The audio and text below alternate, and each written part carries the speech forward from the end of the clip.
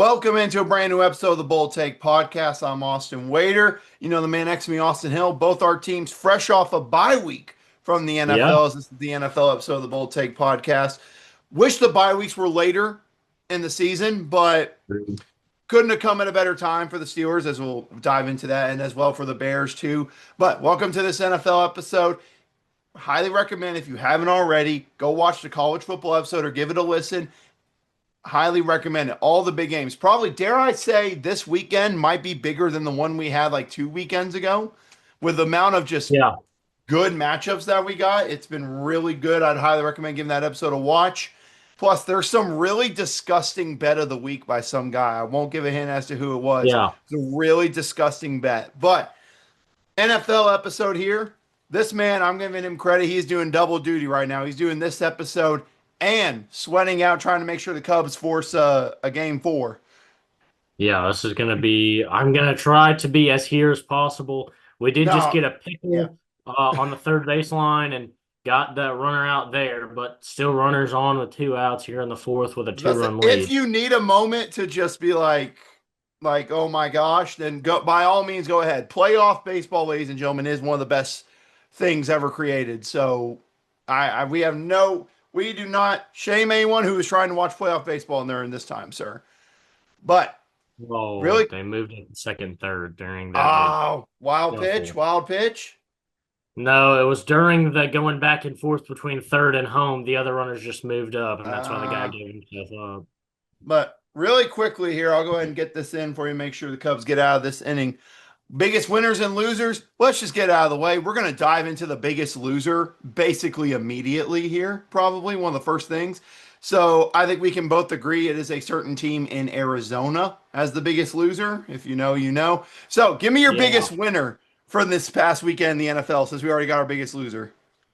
Made it through the inning. Got the ground out at Yes. first. Didn't give up a run. Take it to the bottom of the inning. Bats have been hot. But my biggest winner, maybe it's a little bit of recency bias because it is the most recent game we've seen. But something about that Jacksonville victory over Kansas City felt incredibly impressive. I felt like Jacksonville looked good all night. But then, of course, you had the Chiefs finally getting themselves a chance. Yep. Hold on. Ziggy, you got to stop that, son. Oh, well, we'll see how that goes. I know, I certainly know you can hear that in the background. I was trying to Um, just fight through it until you brought it. I was like, okay. but it was an impressive victory over Kansas City.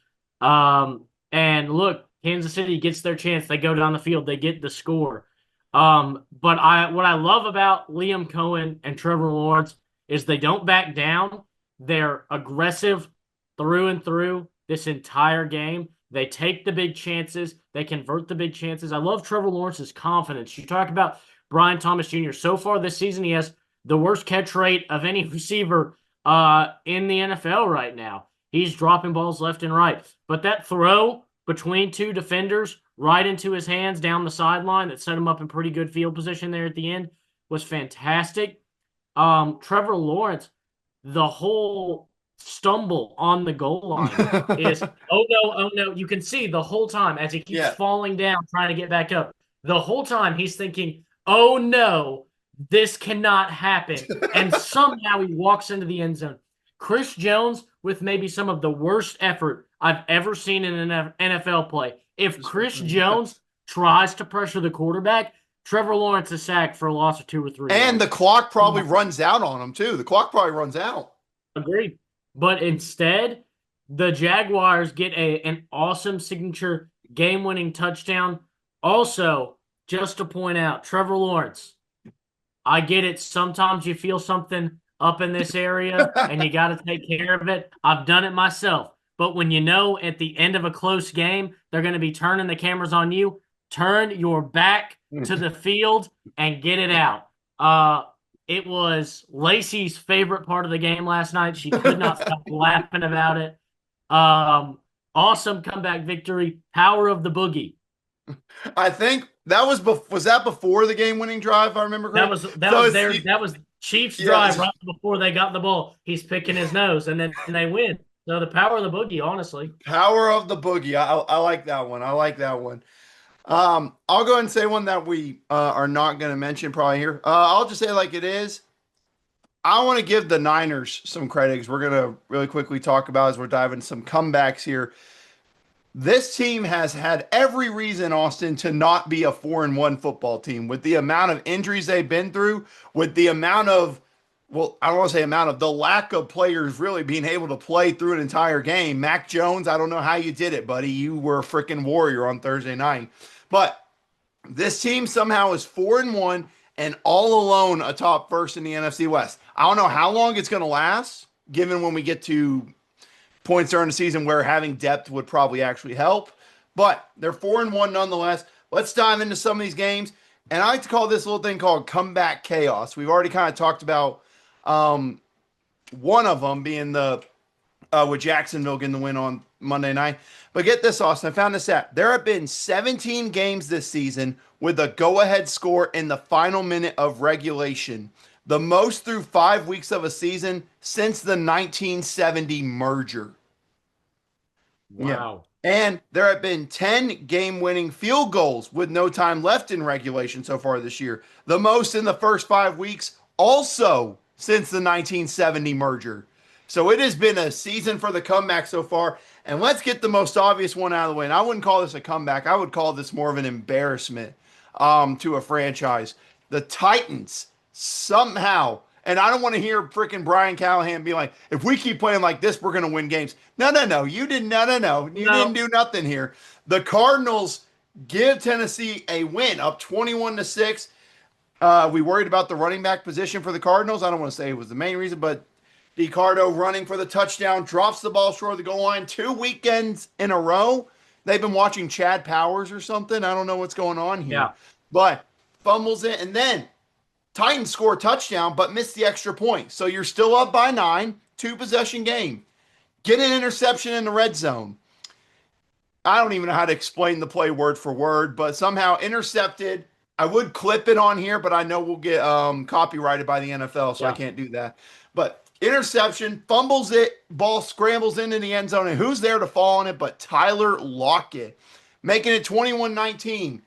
Cardinals offense can't do anything. Cam Ward makes probably the best throw of his career, young NFL career on the drive, and the Titans somehow win this game 22-21. I'll just say really quick, congrats Titans.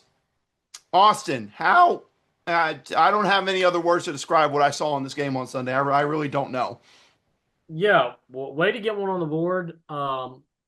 Look, I mean, I feel like they got decent production out of their running backs, but like you said, needed to punch that one in at the end of the game. I think we'll see Michael Carter take a little bit more clutch time snaps as the running back now. But yeah, this was just less than ideal. It's just getting in your own way. This is a game that, even with all the circumstances, should have been a getting our groove back kind of game Mm-hmm. and finding our momentum. Talk about a winless Titans team that they're playing against, a young Titans team that they're playing against. Um, and for them to just kind of have this kind of performance, where it just felt kind of flat, and like we're going to talk about, and like people will probably talk about the rest of the season, having that extra, 6, 7 points at the end of the game would have been super duper Couldn't have helpful. hurt. Yeah. Couldn't have hurt. Definitely could have made the weird interception turn touchdown not matter at the end. It really Yeah. could have. Um, nonetheless, didn't it doesn't get any worse for the Cardinals. Oh wait, the video of Jonathan Gannon talking with the running back after the fumble emerges, and now he got fined 100K for the altercation, which I get because he kind of like bumped him and stuff with that. At the same time, though, what do you want him as the coach to do there? Do you want him to be caught? Because if it's like, like he fumbled the ball on a drive and it's like he was running in the middle and it got knocked out. No, this was him doing it on his own. I don't care if it seems unpopular. I'm Team Gannon, Coach Gannon in this one. I felt the same way. I mean, he didn't do anything to me. He didn't do anything obscene. I understand what the NFL is maybe trying to get out in front of escalations from this. But look, you see coaches smack guys on the chest all Right. the time on the sidelines, good or bad situations. I think context really has more to do with the $100,000 fine than the Hmm. actual action. Because if this is a touchdown and Coach Gannon is smacking you on the chest saying "good job," nobody's Yeah. begging for No a one's. 100K fine. So I do agree it's like not a super good look. And I get the again the NFL's trying to get out ahead of escalations from this. They don't want this to happen, and then a coach get punched in the face by a player, and It's fair. everything just breaks down from there. In those moments of tension. But I don't think he did anything particularly wrong. I don't think he's done anything that a coach has never done before to anybody playing a sport. So I think at the end of the day, especially in this context where he didn't just come up and be like, "Hey, you're garbage." He was like, Yeah. "Hey, you get a huge carry for us and you drop the ball." I mean, less than 7 days removed from this just happening in the NFL, where every team met with their players and said, cross the goal line before you get Yes. crazy celebrating. You talk to every player about this after it just happened last week. I don't care if it was with another team. Every single team sat down with their players and was like, I promise you, if you make this mistake, you might not be playing for us next week. Yeah, definitely won't be starting, I think, if I do say so myself. But that's Yeah. enough about that one. Talking about another comeback we saw, not nearly as chaotic, but it seemed like it, courtesy of Eric Collins getting his NFL debut. For those of you that were literally just fell in love with Eric Collins, I highly recommend watching Charlotte Hornets basketball highlights if you really want to listen to him. Um, Panthers overcome a 17-0 deficit to beat the Dolphins 27-24. Look, I'll just be like it is. These are two teams we were like, is someone going to get something positive for their season? We're like, maybe Miami turned a corner last week, got up 17 nothing, and then the Carolina offense started to click. Rico Dowdle, how about a game for him? Over 200 yards rushing in the game for the Panthers, getting the comeback win. Again, I don't know if Carolina's really that good, but it's nice to see them kind of get some wins early here in the season. And for Miami, we're now back on Mike McDaniel watch because that's a game they should have won. Agreed. And the stats tell you a story. Statistically, they should have won this game. Look at the game that Tua had, and look at the game that Jalen Waddle had, and Darren Waller. This stuff is happening in absence of Tyreek Hill when Mhm. your offense is supposed to be worse, and it's still playing really good football. To me, again, I like Mike McDaniel, but game by game, you see this team lose and lose. It gets harder to defend. Maybe Mike McDaniel could be a great head coach somewhere else, but clearly something about this pairing between McDaniel and Miami just is not working out. No, no, it really hasn't. But, for the Panthers, again, maybe they just need Eric Collins to call every single one of their home games. That can make it more thrilling and Yeah. more fun for the fans there with those. Next topic we're going to get to involves the Cincinnati Bengals. And of course, their loss to the Lions. Shout out Lions minus 10.5. One of the sweatiest of sweaty bets I've had in a while, but they got it done. And the Bengals fall to 2-3, three straight losses after starting 2-0. But the big thing coming out of the game, Austin, Jake Browning again struggled. And the Bengals are like, look, we're getting Joe Burrow last 3 games of the season. We need a quarterback who can just manage the game for us and isn't going to lose us the game, and maybe we have a chance. So what do? Make an in division trade with the Browns to go get Joe Flacco, bringing him to Cincinnati. He's now one stop away from completing the cycle of AFC North teams. When is he going to become a Steeler? It's just a matter of when at this Yeah. point. But obviously, Bengals lost. That's not the big thing. Thoughts on this move for the Bengals? Is it a move that's just like, let's just hold on for dear life until Joe gets back? Um, I like this move personally. Like you said, and like we talked about with the initial Joe Burrow injury, this team started good, which is like a first in the Zach Mhm. Taylor era. Um, Joe Burrow gets hurt though, but you're going to get him at the end of the season. So the idea was, hey, Jake Browning played all right in Joe Burrow's absence 2 years ago. Um, let's have that happen again, and we'll just make it to the end of the season. Joe Burrow helps us fight for a playoff spot. Mhm. And now you've lost 3 games in a row. Yep. That's clearly not working. So I like this move. Again, you know you're going to get your star quarterback back, or you at least hope you're going to get him back by the end of the season. You need somebody who can get you to that end of the season, as close to playoff contention as possible. Joe Burrow's had a few years now at the end of his career where he's played some pretty decent football. He's been able to manage games and help teams stay competitive. So I think this is the right move to get some kind of upgrade because clearly Jake Browning is just not the same caliber player that he was a few years ago when he was able to step in and help this team. Yeah, we'll see what he can do. They'll take on the Packers, and they've already announced that he is going to start against the Packers, which ironically would be Joe Flacco's second win this year against the Packers, for those of y'all who Yeah, remember. But next segment, Austin, it feels like a reoccurring segment. And I was watching a bit of Pat McAfee describing this team, and he called them the last play boys. Now, who do you think I'm referring to whenever I'm about to bring that up? got to be Tampa Bay. It's got to be Tampa Bay winning a thriller over the Seahawks. What a game him and Sam Darnold did 38-35 final. My gosh. Just to bring up the stats, I have a whole bunch of stats about this Tampa Bay team. They're the first team since the 1970 merger to record their first 4 wins of the season, all by a go-ahead score in the final minute of the fourth quarter. They have trailed within the final 2 minutes of the fourth quarter in all 4 wins this season. Most such wins by any team within the first 5 games of a season in the last 45 years. And the first team in NFL history with 4 wins by 3 or fewer points within the first 5 games of the season. Um, but calling the last play boys, I think, is an understatement. Thoughts on the game as a whole, but again, we're sitting here like giving Tampa Bay fans heart attacks with the start, Austin. I think it's an awesome game. Fun one to watch. But look, yeah, like you said, the big thing is they're hanging in till the very end. Look, I think you don't want to become dependent on this, but at the same time, it's got to feel good as an offensive play caller, feeling like in the last 2 minutes, if we're just right Mm-hmm. there, we've got a chance. Baker Mayfield will give us a chance, and his ability to play the way he's played these last couple of years, but especially this season, probably the toughest situation he's been in since Mm-hmm. he's gotten to Tampa Bay. Mike Evans injured. Chris Godwin still trying to get back into the motion. Chris Godwin's not playing bad, but still trying to get back into motion.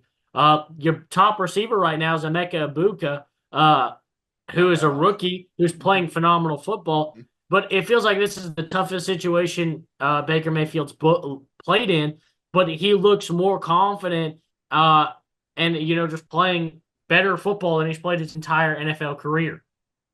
Yeah, he has. Don't forget also Bucky Irving as well was out for this game too. So one of their That's top running true. backs was out as well. So, but yeah, he was great. Sam Darnold was great.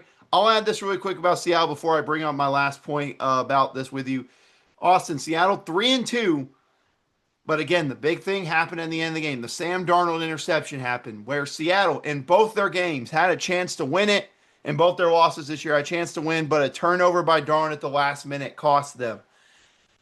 Is this a sign of things to come? Are you a little bit worried about that? Or is it just, lessons to learn early in the season? Because besides those two things, as a whole, Seattle really should be a 5-0 football team right now. Yeah, they look good. And again, Sam Darnold is not playing terrible football. But look, I think this is kind of part of the thing when you get in bed with Sam Darnold and you sign that contract. It's the whole deal of, look, even last year, he still had turnover issues. He looked like a confident starter in the right system, but he had Mm-hmm. turnover issues. It's kind of the way I feel about Kirk Cousins. Look, for a while, people wanted to keep bringing on Kirk Cousins. He was getting this big money, but still turning over and struggling in some of these big games. That's just kind of the deal with these guys. He's a good quarterback. He's consistent. He's going to keep you in games. He's going to help you win games. Um, but yeah, there are going to be moments where he's going to make mistakes. I think surely you're obviously hoping that he improves. I really don't think it'll be something that every time this team loses a game, you're going to be like, Sam Darnold blew it at the end of the game. Um, but I think it's part of the deal.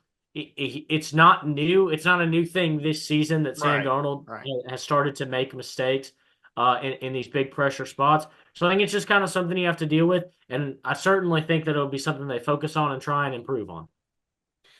We shall see. But my main takeaway, Austin, you hinted at with Baker Mayfield, probably the toughest start of his career. And yet he's played probably, dare I say, the best football of his career.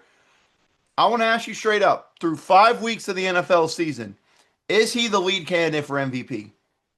If is there anybody else to talk about? That's valid. I don't That's mean that in valid. a disrespectful way. I That's genuinely valid. feel that there's nobody. I don't think there's a quarterback or a player in the NFL playing better, more valuable football. They're a 4-1 team. He's playing game of his life after game of his life and keeping these guys in it every single game down to the very end. Even in the loss to Philadelphia, it was a very close game down to the Hmm. wire. He's keeping them very, very close. He's playing great football. And like we talked about, the staff has been inconsistent. Godwin missed the first however many games. Then when Godwin comes back, Evans is out and Bucky Irving is out. This team has every reason to not be 4-1, and Baker Mayfield just won't let it happen. I think there are great players in the football league, National Football League right now. I think there are players playing great football. But look, Justin Herbert may be the only other guy put in the conversation. And the last 2 weeks, the Chargers have lost Yeah. football games. They haven't Yeah. been the same team. I personally think right now, Baker Mayfield is the guy that we should all be looking at and saying he's looking at an MVP to the trophy case. That already includes a Heisman Trophy. Yeah, it wouldn't be a bad combo to have there, Yeah, from what I've heard. Let's not forget also, you talked about those injuries. Multiple O linemen, I think, already suffered season ending injuries too. So he's I already think running for Tristan his life on that too, to go along with not having the weapons. and Tristan Wirfs missed a few games to start the season, if I'm Yeah. correct. So we, the crazy thing is, like you mentioned, all these injuries. What happens when this team's out 100%? I That's the think he's scary got part that I yeah. don't think nobody's worried about right now. Like, man, look at these great comebacks. They're last second team. I'm like, yeah, it's great. What are we going to do whenever they get all the weapons back and they're all on the field? And some of the O linemen who are going to miss some time get back at the end of the season. What happens then? Yeah, I mean, if this is the way this team's playing now, what are they going to do when a defense has to figure out covering Evans, Godwin, and Ibuka when they're all 100%? Yeah, and with Baker Mayfield playing the game of his life too, it's like, oh, by the way, guess what? Even if he played good defense, Baker will probably turn nothing something out of nothing. So Yeah, it's going to be interesting. I look forward to seeing what Tampa can do the rest of the year because, I mean, this is a very optimistic start for them. The last segment we're going to get to. Congrats to the 1972 Dolphins, Austin. It's another year where no yep, undefeateds are alive. That's because the last two undefeateds went down in quite shocking upsets that happened. We'll first dive into the one that happened in the afternoon. Eagles lose to the Broncos 21-17. I'll go ahead and do it because he'll be mad if I don't. Shout out David Green for his Broncos getting the comeback win there. But this was a 17-3 Eagles lead early in the fourth quarter. Then Broncos get in the end zone, make it 17-10. Eagles offense sputters again.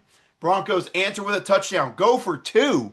Guts to go for two there was really impressive by the Broncos to be able to convert. A good throw by Bo Nix. yeah. Eagles offense continues to sputter. Denver gets the field goal. Eagles get a chance. Don't get it done on the Hail Mary. This is now Austin out. They've lost a game. I think the questions about, how efficient this offense is, I think those as if people weren't talking about when they were winning, now they get even bigger because let's say it like it is, Saquon had one big catch in this game. I can't tell you a lot of what Saquon has done this year for the Eagles, if anything, and that's no disrespect to him. But I mean, your thoughts on the Eagles now with this loss? Look, I'm still confident I'm all in on the Eagles. I didn't. I think it's better to lose a couple of games throughout the season, kind of figure out where your strengths and weaknesses are. Uh, but yeah, I mean, you'd like to get more out of Saquon Barkley, especially after the year he had last year. But I think also this kind of should be the expectation. Teams are going to focus a lot harder on Saquon Barkley with I mean, not only did this team run through the regular season with Saquon Barkley, but they won the flipping Super Bowl last year. Um, I think obviously when you have a guy as talented as Saquon Barkley, who people were putting in the MVP conversation as a non-quarterback, and getting legitimate MVP votes, I think that leads everybody, every defensive coordinator in the NFL, to say we're going to focus a little bit harder on stopping the run, especially with the tush push also being a super viable option and the quarterback run being a super viable option. Let's put as much pressure on this team as we can. And look, maybe they struggled a little bit on offense, still only lost one game. I think Saquon's going to find his footing. I wouldn't be so worried about the Eagles. I'd be worried about what everybody else is going to do when Saquon finally starts to play well, because this team's only lost one game and people are saying the offense isn't good. So what happens when it is good? Are they winning games by 35 plus? I mean, genuinely, they've lost one game. They've just now lost a game, and they haven't played good all year in some people's eyes. So what's the deal? What happens when Saquon finally clicks and this team does the same thing it does last year? Do they win another Super Bowl? That's what I'm ready to see. How does the league respond when the Eagles get to that top gear we know they can hit? I just really enjoyed this game mainly because I didn't have to hear anything about the tush push the whole time. It was great. Yeah, That was the vile part. Nothing against the tush push, but with all the people complaining, I'm just tired of it. But let's give credit where agreed. credit's due. This was a Denver Broncos team that we were expecting to see the entire entering the season. We saw the struggle at 2-2. And I remember thinking to myself, like, the defense gives them a chance in this game. And the defense let them keep the game close, get the win there. And again, now listen, honestly, you talked about earlier, the Chargers lost back-to-back games. Now, all of a sudden, after all that, the Broncos and Chargers tied atop the AFC West. I mean, looking at it from the Broncos perspective, what do you think here? Yeah, I think this is the great boost that you needed. The start of the season wasn't exactly ideal. And then you think about, hey, the Chargers are on this crazy run right now, but you start to find your footing and you're like, hey, I mean, let's think about it. I was starting to think, are the Chargers really going to run away with this division this Yeah, season? same. And so, you can't help but let that doubt start to creep in your mind if you're the Broncos or the Chiefs and think, are we really just playing for the wild card all year with how good this team looks? But then all of a sudden you get some wins together and they start stringing losses together. You're tied right here. I think it's a huge confidence boost if I'm in the Denver locker room. Look at what we've overcome to start the season. And look, the Chargers are cooling off. Right now, we could start to run away with this division. Chiefs are below us. We're tied with the Chargers. This is the time that we can start to capitalize on this momentum and take this division. Yeah, I look forward to seeing what they can do this week. And then the other one, Sunday Night Football. I don't want to say what we said word for word, but I believe you did say Bills by 1,000,000 whenever we I were doing our did. Sunday night preview last week. Those were But my exact words. But they were, but nonetheless, it was a shocker. Sunday Night Football, the Patriots go into Buffalo with their all white jerseys, which looked great, by the way, if I do say so Yeah. myself. Beat them 23-20 in this game. Let's just get it out of the way again with the Bills. This is a loss that I don't want to say it was bad. It just kind of felt random because this really wasn't on the defense. The offense was sputtering most of this game. So, again, thoughts on this one with the Bills? It was the early mistakes. You think about Yeah. the Josh Allen fumble early, the Keon Coleman fumble on the next drive. It happens, but yeah, you're right. It wasn't the defense's fault. Really, this team just kind of came out and had a bad start, and it felt like they never really showed up. Yeah, I would agree with that. It kind of felt like the whole night I was like, okay, when is it going to happen? When is the Josh Allen offense that we've seen the first 4 weeks of the season? When is that showing up? But Yeah. let's talk about it from the Patriots' perspective. Mike Vrabel got hired this offseason. We thought, hey, this is the guy to turn it around and maybe lead this team somewhere in a couple of years. Maybe it just needed 5 weeks to get it figured out here. Drake May had his coming out party. Stephon Diggs, one of your favorites, had a great reunion in Buffalo. And I'll say it like it is for the Patriots. I'm not saying they're going to win this division. I'm not saying that, but their next 3 games are all against teams with 1 win. They could stack a couple here, get this in the blink of an eye. We're like, whoa, how the heck did New England get to 6-2? How did this happen? But I mean, your thoughts on it for the Patriots? Yeah, like you said, this is certainly kind of a surprising start. But we were both pretty confident that Vrabel was the right move. I think we pretty much both said he was the right move a year ago, Yep, word for um, word. when he was fired from his job in Tennessee. Uh, so to see it working so well, it really just makes sense. He brings that Belichick way, but a more kind of modern approach to it. Mm-hmm. He's taken what he learned under Bill Belichick and taken and applied it with some more modern strategy. It's really kind of all he is. He's a more modern Bill Belichick. And I think it works so well. It's an easy culture for the fans to get behind because it's not that drastic of a change Mm-hmm. after the departure of Bill Belichick.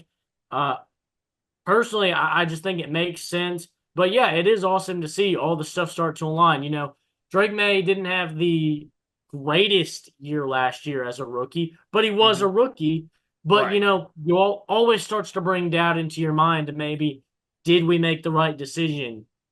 Looking back.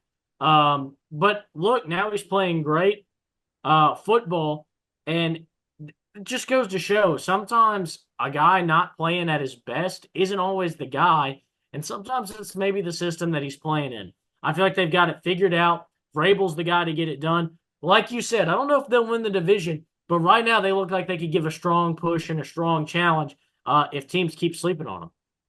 Yeah, absolutely. And I mean, again, your man, you were someone that felt loved the moon whenever the Bills brought in Stephon Diggs.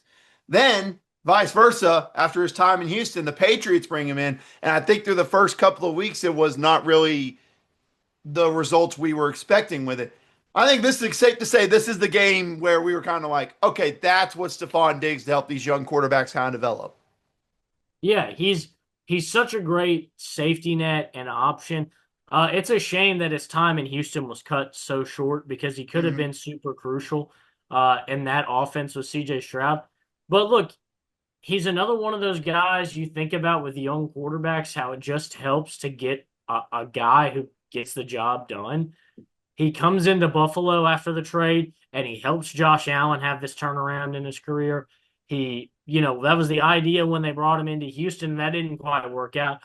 But look, just sure-handed guys gives your confidence. Drake May, it's so much easier to make that throw to Stephon Diggs when you're like, yeah, there's a 95% chance he's going to haul this one in.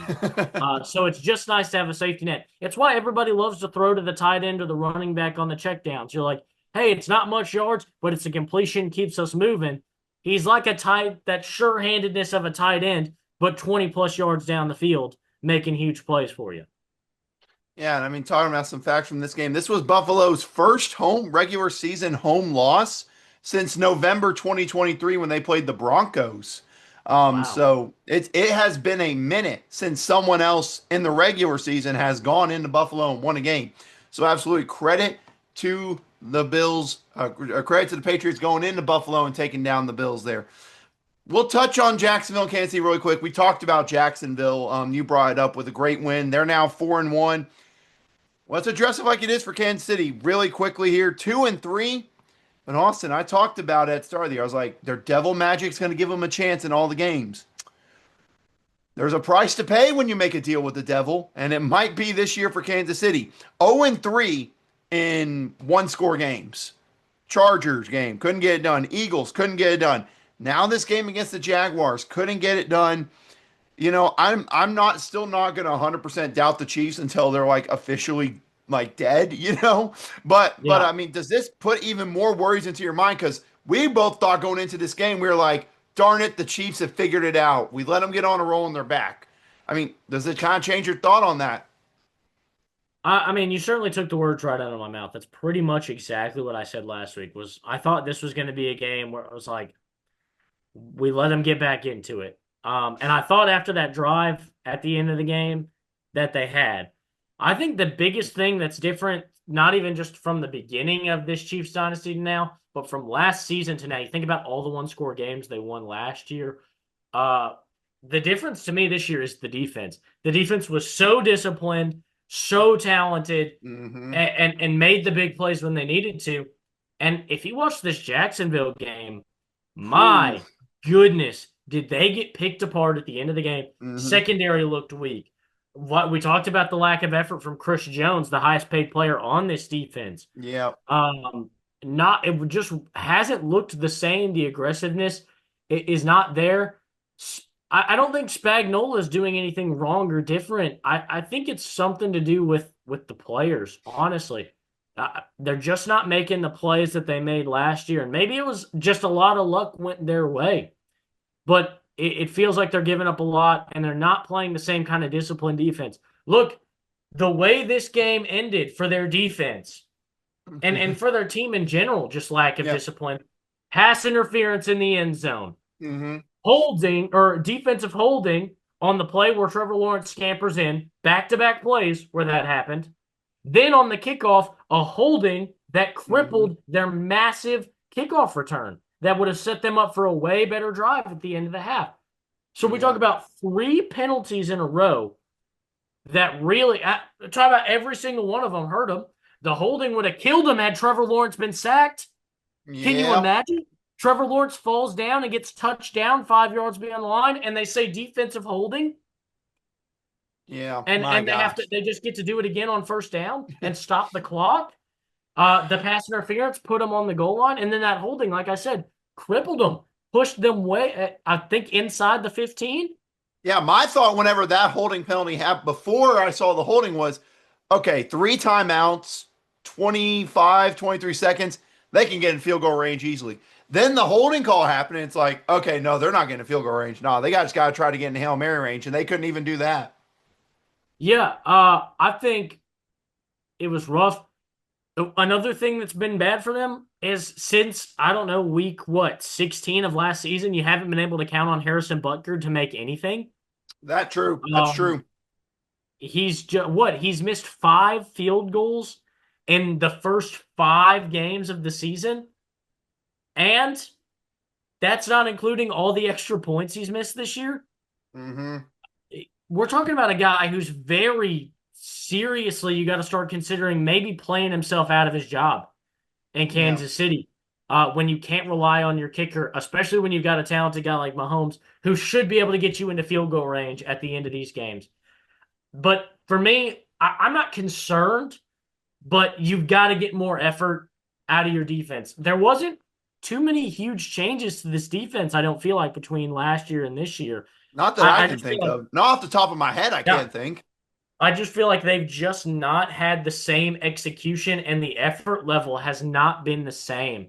If they can get this defense back to the way it was playing last year, look out. But right now, they've got to find a way to get this defense going because last year, that defense stops Jacksonville. They don't Mm-hmm. make that many mistakes at the end of the game. Well, I'll go ahead and add in talking about defense.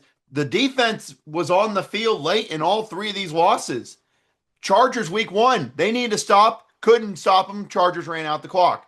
Eagles game needed to stop defensively. Got let them run out the clock. And then this game, let Jacksonville drive down for a touchdown. Absolutely. I think so. And so, yeah, they fall to 2-3. We'll see what they can do. They might fall to 2-4, honestly, when we get to that Sunday night football matchup, which let us dive into our game picks here. Yeah, similar to what I said on a game a couple weeks ago. The only reason I am picking this game is for it to post on TikTok. And my dumb brain forgot to post Thursday Night Football last week. So I'm going to make sure and post it first thing when this episode gets uploaded tomorrow. Eagles heading to New York on Thursday night to take on the Giants. Prior to the Giants losing to the Saints, this was a lot more interesting than I think people thought it was going to be. But the big thing, Austin, can the Eagles bounce back? You know, the get back spot for them in the Sirianni era has been against the Giants in recent memory with it. Where's Boston Scott when you need him, ladies and gentlemen? We'll see if Yeah, he makes an appearance in the game. But Eagles you and might just Giants sign in him, Colson. MetLife do what? You might just sign Boston Scott for this game. Well, He's good for a touchdown. he is. If I hear anything about Boston Scott dressing for the game, I will immediately sprint to the app and be like, Boston Scott touchdown. Where's it at? Where is it at? Where it's just Yeah. automatic bet there. But in MetLife on Thursday night, do you think the Eagles, this is their bounce back spot?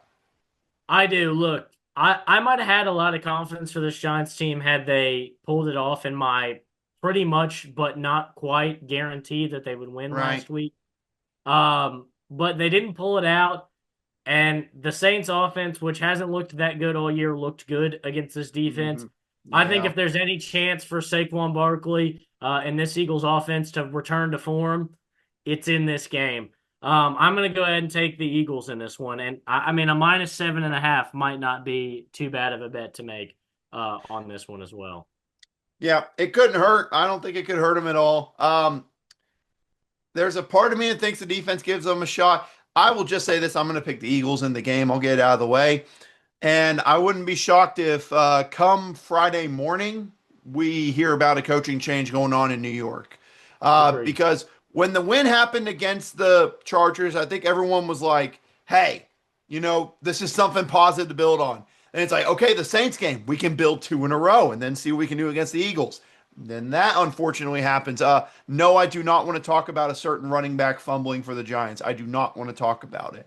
But absolutely, I agree with you. I'm going to pick the Eagles to win this game. And if Dayball and them survive this with this loss, then I don't know when they will get fired. But let's dive into the afternoon on Sunday. A couple of interesting games here. One in the noon slate featuring two teams again. I didn't think we'd be talking about this as a game pick in week 6, but here we are. 3-2 Seahawks heading to Jacksonville to take on the 4-1 Jaguars. Look, this is intriguing for both sides. Can Seattle finish out these games so close to being a 5-0 team? Can you imagine if this was 5-0 Seattle versus 4-1 Jacksonville? I mean, I think Yeah. we'd be like, what is going on right now, if we're being honest? But obviously, Jacksonville had the big win against Kansas City. Interesting matchup for both sides trying to assert themselves, see what they can be. My only question for you, Austin, is this a letdown spot for Jacksonville following that thriller on Monday night? I think absolutely you have to think about riding high, short week, coming into Mm-hmm. this tough game. They could come out flat. Uh, I don't see that happening. I think Jacksonville rides high. I think they've got the momentum and the confidence that they can be a contender in the NFL. I think they come out and I think we see Seattle maybe lose another close one here. Yeah, I'm gonna fall for the letdown spot here just with them. I'm gonna pick Seattle to win this game, just as long as it doesn't come down to Sam Darnold on the last possession. If Yeah. it comes down to Sam Darnold on the last possession, I'll be like, oh crap. Okay, well, it was fun while thinking that was gonna happen while it lasted. But yeah, I'm gonna pick Seattle to win this game. I feel like that's the first time we've picked different on a game in a hot minute, I honestly think. Yeah, I think last week we matched pick for pick. I think we did too, but let's dive into the main afternoon game. What a matchup this could be, especially knowing how these two teams have played. 4-1 49ers heading to Tampa to take on the 4-1 Buccaneers. Let's say it like it is. Niners barely have enough people to play. Tampa keeps on winning all these close games. We'll see if those storylines continue in this one, but one of these teams is going to be 5-1 after this game and really asserting themselves at the top of the NFC. Question is, Austin, who is that going to be? Look, I think the 49ers might be in this one. I think they'll put up a fight and be gritty like they have been all year. Unfortunately, putting up a fight and making this game close is a dangerous game. And I think that's where Tampa Bay swipes in, gives us all a heart attack, and Baker Mayfield has another sensational closeout in this one. Yeah, I won't lie. Again, I got proven wrong by the Niners last week. I'm gonna need them to do it again, and then I might have a serious discussion about picking them. I'm gonna roll with Tampa because, like I kind of similar to what I said with the Eagles game, even if it's a close game late, I know exactly who I can rely on because I literally seen it happen 4 times now this year. So absolutely, I'm gonna roll with them to win it. Then Sunday Night Football, we kind of hinted at it here with this one. What a matchup we've got here. I'm sure they would have liked the better record for the Chiefs in this one. Lions, 4-1 Lions on Sunday Night Football, heading to Kansas City to take on the 2-3 Chiefs.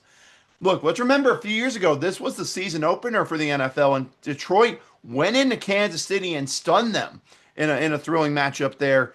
Lions 4-1 since that Packers game. I really think a lot of people have kind of forgotten about that Packers game because of how dominant the Lions have looked since then. Then with the Yeah. Chiefs, again, the storyline is really not ugly, really not good football. That was the story last year, but they were winning the close games. They're not doing it this year. What's going to happen on Sunday Night Football in this matchup? I'm very curious what you think. I think being an Arrowhead and being the Kansas City Chiefs, they always have a chance. I don't think you can count them out. But with the way the Lions have been playing so dominant and beating teams so badly, I think I have no choice but to take the Lions in this game. Look, they've taken advantage of all kinds of defenses. We saw they played against the Bears defense, and then we thought, oh, maybe the Bears defense just as bad. And then the Bears defense has played really, really good. Mm-hmm. I think it doesn't matter how good your defense is. This offense is going to find a way to hang 45, and I just don't know if the Chiefs are going to be able to hang with them step for step. Yeah. Mine has nothing to do with the picks or anything. It's just the simple words that I say every single week whenever we pick a Lions game. So we all know I don't doubt Dan Campbell, ladies and gentlemen. Lions are going to win this game somehow. I don't care how it's done. Could it lead to some trickery by the coordinators? Maybe so. They'll find a way to win in Arrowhead, maybe on a walk-off field goal. I don't know. We'll see where it goes. But we've got yet another Monday Night Football doubleheader for you. And this is one that I think is tough for you. Two of your favorites are in this doubleheader to keep an eye on. I think I Yeah. know which one you're going to pick, obviously, which one you're going to watch more over the other. But we're going to pick them both here on Monday night. First one, 6:15, 4-1 Bills trying to bounce back from their loss, heading to Atlanta to take on the Falcons. Look, the Falcons coming off a bye. They played their best game of the season probably against the Commanders right before the bye week. And for Buffalo, can they bounce back? Can they get back on track after the stunning loss to the Patriots? I think I know where you're leaning, but let me hear it anyway. Do you think Buffalo gets back on track here? I think Buffalo gets on track, but I don't think they're just going to play, blowout football. I still think it's going to be tough playing on the road against a good Atlanta team, but I think they find their momentum. I don't think they get off to such a bad start, and I think that's going to be all the difference in this one. Yeah, I will say this. I am slightly tempted to pick the over in this game, if I'm being honest. It's all the way at 49 Yeah. and a half, so I might stay away from it just because it's all the way up there. If it drops to like 46 or something, or like, and maybe by the end of the week, then I'm very tempted. So we'll see about it. Had this been, like Buffalo had played on Monday night or something and lost, then I think this is a different story. I think literally having a full week and an extra day, really, to kind of get yourself back together, I think was going to lead to success. Close fair. I'm going to pick the Buffalo Bills to win this one. Then 7:15 on ABC. Austin, it's the game that everyone remembers from last year. I'm sorry to bring it up to you because I know what it was. Bears heading to Washington to take on the Commanders. Obviously, remembering last year the Hail Mary that happened. And really, after that, both teams' seasons changed like courses like crazy. Obviously, we know what happened with Chicago and then what Washington was able to do in the postseason. But like I said before they went to the bye week, this Bears team last 2 weeks picked up some very impressive wins. And I was like, I give them a chance. But then Jane Daniels came back and performed well against the Chargers in their win. So these are two confident football teams, two confident offenses going head to head. I know where you're leaning, but let me know what you're thinking about it. Yeah, I think this is going to be an awesome game. I think we can expect another awesome duel between Caleb and Jaden Daniels, much like we saw last year, where these guys battled back and forth. I mean, we're talking about drive for drive with each other. It came down to who could score the last touchdown, and Jaden Daniels did it with no time left on the clock. And that's what helped this Commanders team get the job done. So I like the Bears in this game. I'm going to ride with my Bears, of course, but I think coming out of a bye week after two big wins, Ben Johnson's got his team back on track. If there was ever a time to get a big signature win early in the season, coming out of a bye week with your feet finally settled, Ben Johnson confident, Caleb Williams looking phenomenal to start this season. I like the Bears to Yeah. ride this momentum, ride that extra week of rest to take on into Maryland and take down the Commanders. All right. This one I'm tempted both ways because again, I've been impressed by what the Bears did the last 2 weeks, right before their bye. But the Commanders getting Jaden back, there's just a part of me that wants to. But I think back to last year and I think about how close that matchup was, how it came down to a Hail Mary. And in all honesty, the Bears, if I remember that game correctly, I have to go back and watch, really kind of had outplayed the Commanders in that game. Um, so I expect this to be a high scoring affair again. 49.5 might be a little bit too high for me. That might depend on what my mood is come Monday night with that one. I'm gonna lean with the Commanders because they're at home, but I really don't know what to expect from both sides. This one is Yeah. the one I will probably be paying more attention to because I do expect Buffalo kind of handle business. I'll lean with the Commanders in this one. But last segment here, Austin, to wrap it up, the bet of the week. You're almost guaranteed did not unfortunately work out for you. It didn't get the job done, but Lions for me was able to get it done. What do you guys kind of a bounce back for week 6 in the NFL? What's your bet of the week? I like the Cincinnati Bengals plus 14 against the Green Bay Packers. I'd really love to see Joe Flacco go in there and beat the Green Bay Packers because I hate them. But I think they keep it close. I think they find some newfound momentum for the Cincinnati Bengals to come in there, new quarterback, get the job done. Flacco gets 2 wins against the Packers. Maybe the first time in the history a quarterback's done that and not played in the same division as the team they beat twice in the same season. I saw the stat. I think it was like 1962 the last time that happened in a season. I'd have to go Wild. officially find that stat because I saw it on Twitter. It was I forget what the quarterback's name was, but anyway, intriguing bet. That was actually almost my bet of the week. I was very tempted with it because I know I would be very tempted for obvious reasons there. Instead, I look and I'm just flat out offended. Oh, has something happened with the Cubs? Are we okay? I Jake saw that. Bowers just hit a home run to cut it 3-4 on Andrew Kitterich's first Oh my pitch of the gosh. seventh inning. It's the seventh inning, right? I was kind of keeping track. Are we in the Yeah, seventh? Oh top my of the gosh. seventh. Okay, I'm gonna get my bet of the weekend so you can get your stress free for the Cubs, so you can be all in on them. Bet of the week for me. I don't doubt Dan Campbell. Lions money line guarantee on Sunday night. I'm taking the guarantee from you this week. Lions money Wow. line. Lions are a 2.5 point underdog, so you're getting this at plus money right now. Lions guaranteed they're going to win this game. If the Lions are plus money, I'm going to bet them any chance I can. So Lions money line on Sunday Night Football is my bet. If you want to be a little wuss and chicken out, you can take them plus 2.5. But I'm being a man and going money line. That is going to Might do as it well take him. for this NFL episode of the Bold Take Podcast. Again, if you haven't, go get the college football episode of Watch or Listen. It's available on YouTube, Spotify, wherever you get your podcast. Highly recommend tuning in.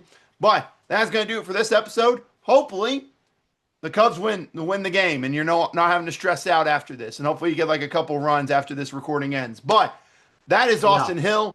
I'm Austin Wader. We want to thank you for watching.